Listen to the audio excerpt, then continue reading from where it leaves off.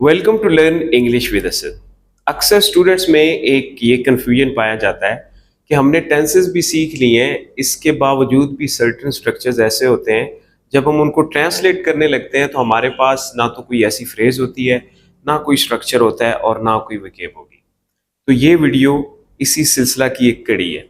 देखिए, एक बात समझे, टेंसेस के अलावा बहुत सारे ऐसे स्ट्रक्चर्स हैं जो आपको सीखने चाहिए, जिनमें मॉडल वर्ब्स हैं, फिर उन मॉडल वर्ब्स के डिफरेंट यूज हैं। तो आज हम जो स्ट्रक्चर आपके सामने लेके आए हैं, अगर आपने इस तरह की ट्रांसलेशन करनी है कि ऐसा होना चाहिए था, होना की सेंस यानी किसी भी शख्स को वहां होना चाहिए था, इस सेंस में जब भी हम बात करेंगे should have been, should have been. For more details look at the board.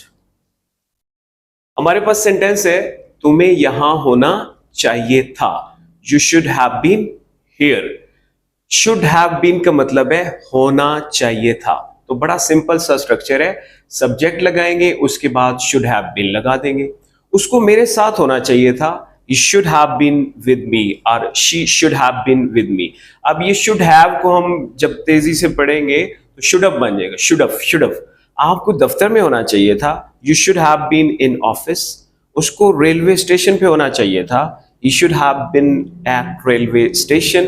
हमें वहां होना चाहिए था, we should have been there।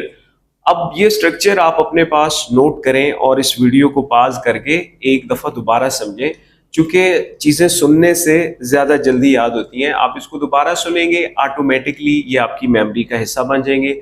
मैं ये सारे सेंटेंसेस रिपीट कर देता हूं कि आपने इसको प्रॉपर एक्सेंट में कैसे पढ़ना है। You should have been here, he should have been with me, you should have been in office, he should have been at railway station।